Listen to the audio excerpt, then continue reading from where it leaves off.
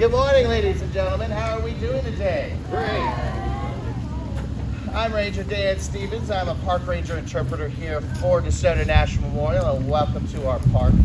Today we're going to talk about some of these weapons I have behind me. Is that pretty neat? Yeah. All right. I need a volunteer to put a pumpkin on their head and stand down there. There's always one. Yes, from Iowa. No Floridian in their right mind. Alan, he missed that bullseye. I know. You know, this is my first program today. I normally will take that at 1 o'clock when I'm actually hitting the bullseye. Not yet. I was not. All right. I know nobody really gets to have arrow shot at them. Darn it. All right. Well, I'm a park ranger interpreter here for DeSoto. That means that's why I'm dressed in these funny clothes, is because I talk to kids like you guys, and adults too, about the DeSoto expedition. And what this expedition was a colonization mission, but also the 16th century Spanish. It was a military expedition. DeSoto would carry with him about 1,000 men, women, and children, and the majority of that would be soldiers or mercenaries from all over Europe. Now, as a mercenary or a soldier, I would be required by DeSoto to make sure I had to be able to carry a sword and be able to fight with this said sword. Now, swords back then were pretty flexible. The metal in it was the top that the Spanish could make, and both sides were sharp. This is our basic weapon. Now, it's countered by the Native Americans is this weapon. This is the Calusa War Club, used by the Calusa Indians south of us. And why this is sharp on both ends, this is only sharp on one, because they use tiger shark's teeth to make it sharp. The Calusa would adapt to their environment and use what they had around them for weapons. Tiger sharks, being Mother Nature's greatest killing machine, they would mimic that weapon or that animal in the weapons they made. So that weapon was designed to bite you like a shark. Now, the primary Native American weapon, we have two. The Calusa also like to use this weapon.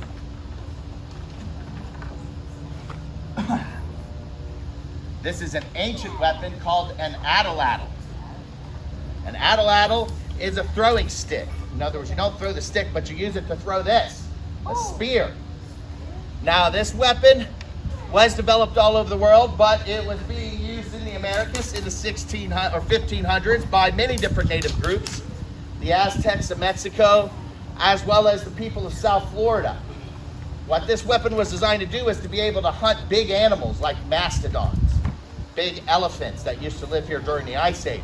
And why they had to develop this weapon is, as an Ice Age hunter, if I was hunting an elephant, I'd have to use my spear and stab the elephant. But of course, if that elephant got mad at me, they would just stomp me. So what I would do with this is,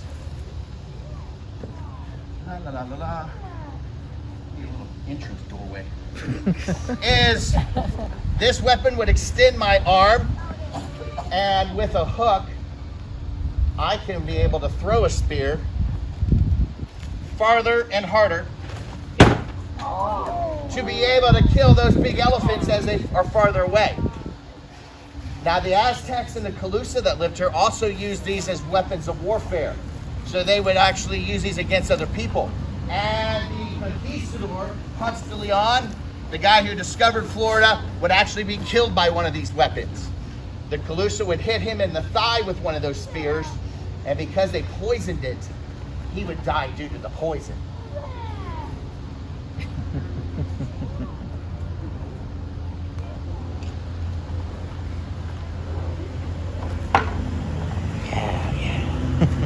Secretly hiding, be able to pop up, shoot their targets with absolute silence. Now, the Spanish would call these warriors Los Fantasmos.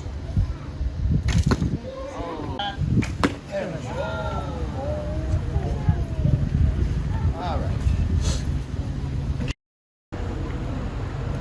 Be able to cock this back.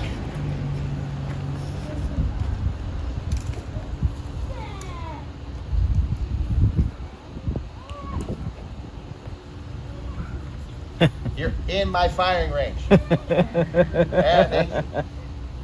And fire. It would propel a bolt right through armor. This is why the Europeans loved it.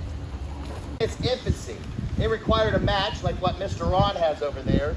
It's a lit cord infused with gunpowder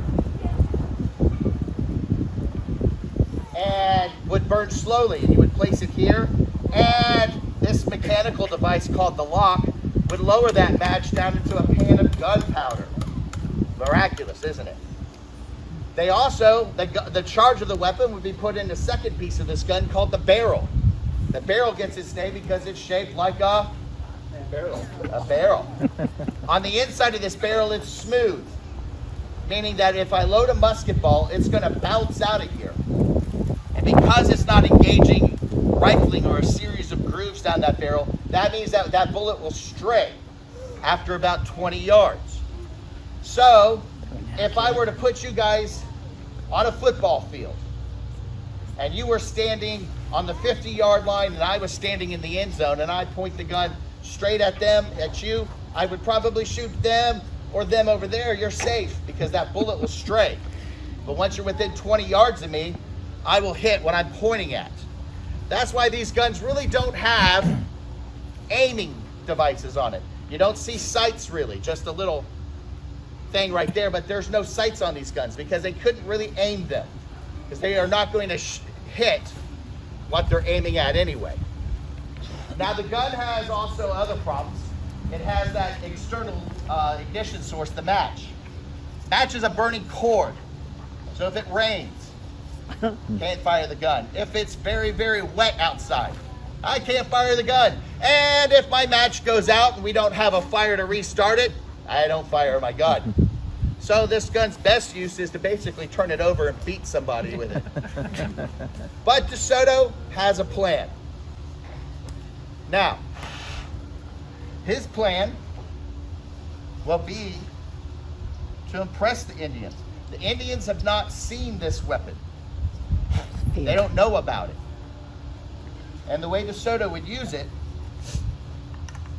is he would use it just like the natives would use their longbows. It's a weapon of fear and intimidation. De Soto would then go into a village, fully armored. He would tell his arquebusiers to load their weapons. Then he would approach the native chief and say, I am a god. I can control thunder and lightning. And when the chiefs questioned him, he would then say, all right, I'll do a demonstration. You might want to plug your ears now. And he would say, Didn't do this before. It's okay. fire!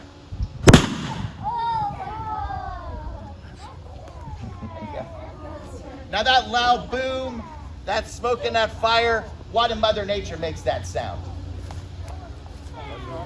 Thunder and lightning. So he could say that he could control the very elements of thunder and lightning.